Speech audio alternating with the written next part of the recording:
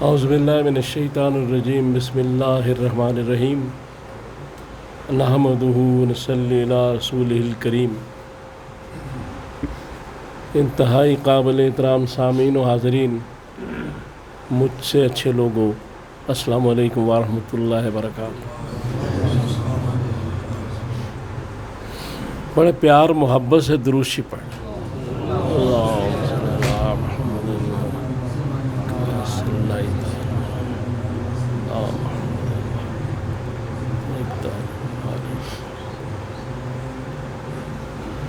آج جو گفتگو ہے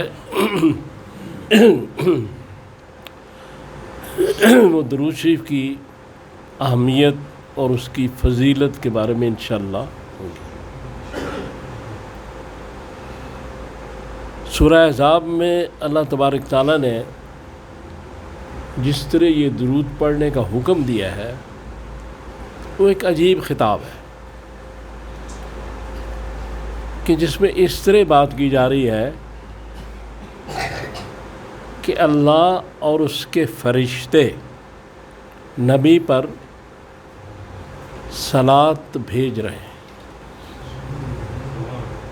اور اے مومنو تم بھی نبی پر صلات اور سلام بھیجو۔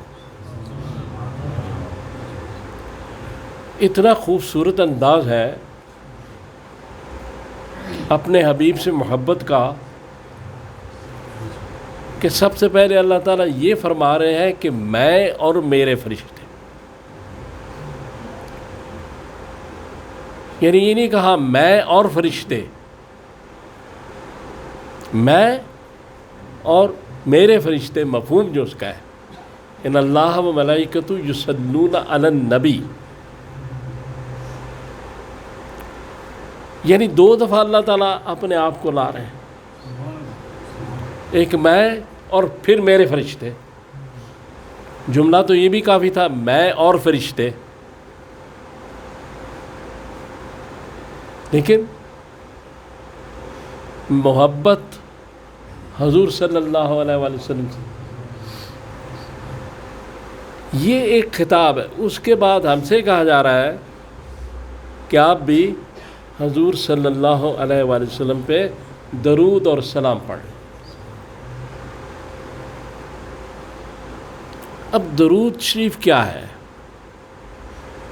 اس کے متعلق مختلف علماء اور مفسرین نے جو وضاحت کی ہے، یہ دعا ہے،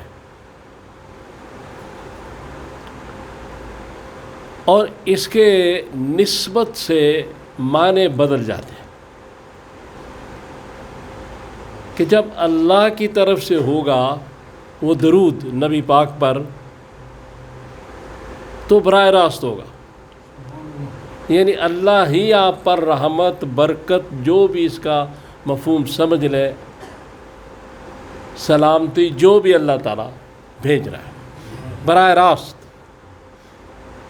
اللہ نے کس کو کہنا ہے؟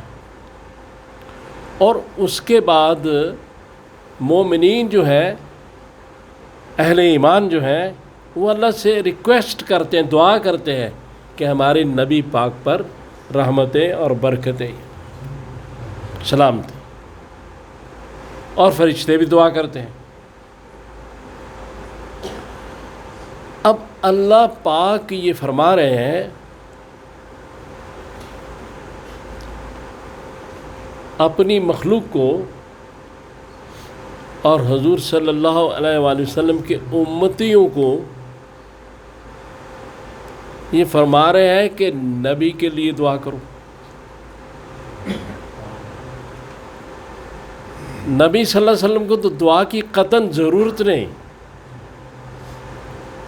ہماری دعاؤں نے کوئی نفع نہیں دے سکتی، کوئی فائدہ نہیں دے سکتی، اور جب اللہ اور اس کے فرشتے آلریڈی پہلے ہی ایک کام کر رہے ہیں تو ہمیں کہنے کی کیا ضرورت ہے؟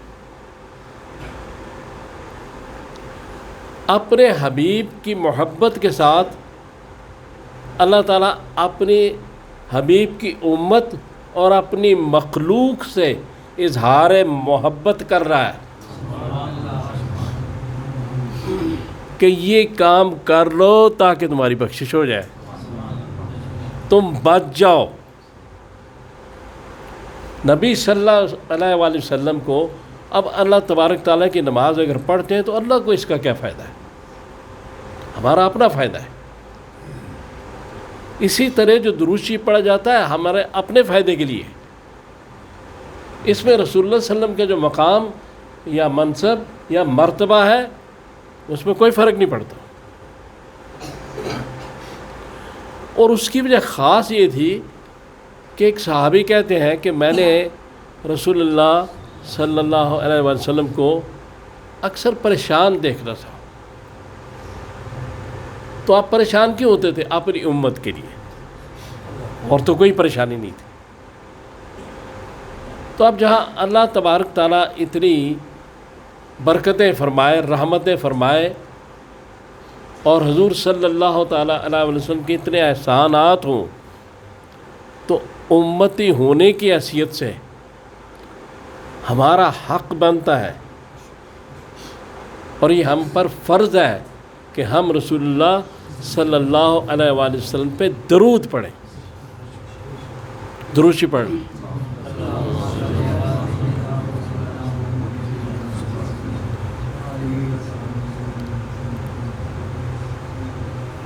اب پھر جو ترغیب اس کی دی جا رہی ہے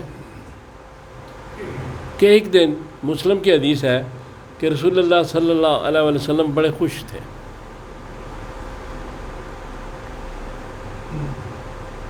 تو صحابی نے پوچھا یا رسول اللہ آپ بڑے خوش ہیں؟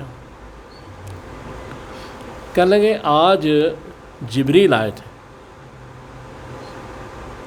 اور انہوں نے مجھے کہا ہے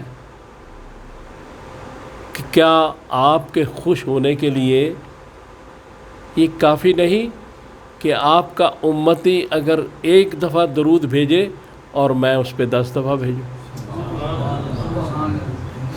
آپ کا امتی ایک دفعہ سلام بھیجے آپ پر اور میں 10 دفعہ اس پہ سلام بھیجوں۔ اور مختلف احادیث میں ہے کہ 10 گناہ بخشے جاتے ہیں، درجات بلند ہوتے ہیں اور رحمتیں برکتیں حاصل ہوتی ہیں۔ اب یہاں سے یہ چیز ظاہر ہو رہی ہے کہ حضور خوش کس چیز سے ہوتے تھے؟ امت کی بہتری کے لیے، کہ میری امت جو ہے کسی طرح عذاب دوزخ، عذاب جہنم سے بچ جائے۔ اور ایک حدیث پاک میں رسول نے فرمایا کہ جیسے شمع روشن ہوتی ہے تو پروانے آ جاتے ہیں اور کوئی ان کو بچانا چاہے تو بچا لے، اس طرح میں تمہیں دوزخ میں گرنے سے کھینچ کے بچا رہا ہوں۔ یہ اس نبی کا پیار ہے ہمارے ساتھ، اور اللہ کا اس کے ساتھ جو پیار ہے۔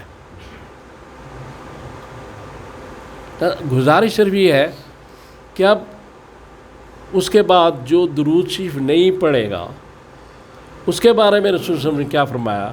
مسلم کی حدیث کہ کسی کے بخیل ہونے کے لیے، کنجوس ہونے کے لیے مسلمان جو ہے اس کے لیے اتنا ہی کافی ہے کہ میرا نام آئے اور مجھ پہ درود نہ پڑے۔ پھر ایک اور ذرا اور سخت حدیث ہے، نسائی اور دارمی وغیرہ نے اس کو بیان کیا ہے کہ رسول اللہ صلی اللہ علیہ وسلم آپ نے ممبر کی پہلی سیڑھی پہ قدم رکھا تو آپ نے کہا آمین،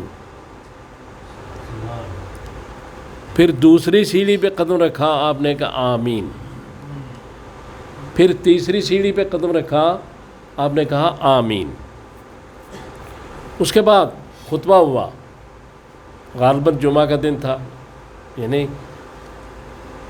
پھر اس کے بعد صحابہ نے پوچھا یا رسول اللہ آپ نے 3 دفعہ آمین کہا ہے، اس کی وضاحت ذرا فرما دیں۔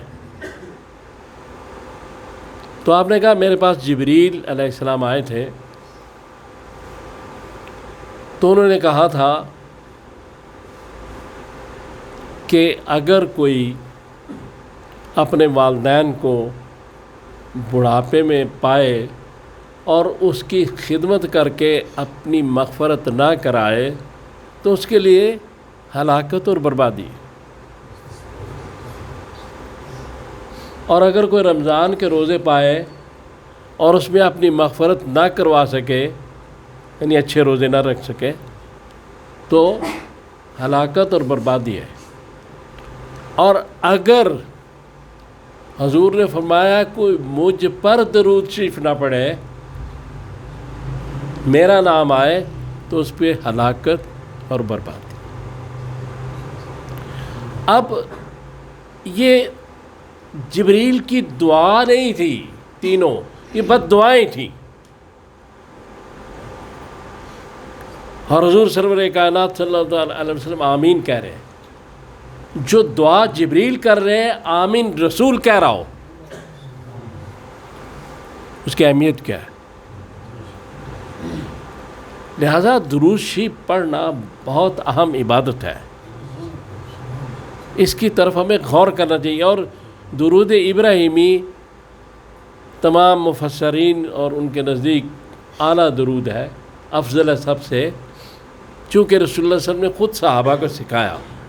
لیکن دوسرے درود بھی رسول اللہ صلی اللہ علیہ وسلم سے ہی منقول ہے. مختصر ترین جو درود ہے وہ صلی اللہ علیہ وسلم ہے، یا صلی اللہ علیہ وآلہ وسلم. اس میں سلام بھی ہے اور صلاۃ بھی ہے.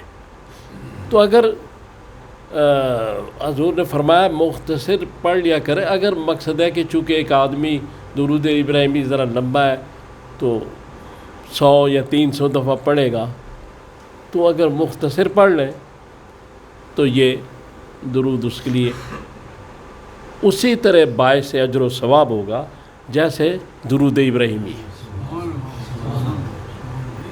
اصل بات جو سمجھنے کی صرف یہ ہے کہ حضور صلی اللہ تعالیٰ علیہ وآلہ وسلم پہ درود بھیج کے، اللہ کی نماز پڑھ کے، یا روزے رکھ کے، یا زکوٰۃ دے کے، حج کر کے، ہم نہ اللہ پہ کوئی احسان کرتے ہیں، نہ رسول اللہ صلی اللہ علیہ وسلم پہ. یہ ہمارے اپنے فائدے کے لیے چیزیں ہیں. ہمیں ساری چیزیں یہ اپنے فائدے کے لیے کرنی ہے. ہمارا اس میں نفع ہے، اس میں اللہ اور رسول کا کوئی ایسا مسئلہ نہیں ہے. یہ بالکل قطعی طور پر یہ بات ہے. تو یہ ہمیں ایک راستہ بتایا گیا کہ جس کے ذریعے ہم اپنے گناہوں کی مغفرت کروا سکیں اور ہو سکے. اور جتنا بھی کوئی درود شریف پڑھنا چاہے، ایک حدیث پاک کا یہ بھی مفہوم ہے کہ ایک صحابی نے کہا کتنا پڑھوں، چوتھا حصہ آپ نے کہا زیادہ کرو، اس نے کہا تیسرا آپ نے کہا زیادہ کرو. کرتے کرتے اس نے کہا ساری دعا درود پڑھ لوں. تو آپ نے کہا ٹھیک ہے. تو آپ نے کہا اگر تم ساری دعائی درود پڑھو گے تو تمہارے جو کام ہیں وہ غیب سے ہوں گے، تمہارے مسئلے غیب سے حل ہوں گے. یہ بھی اس باغ میں.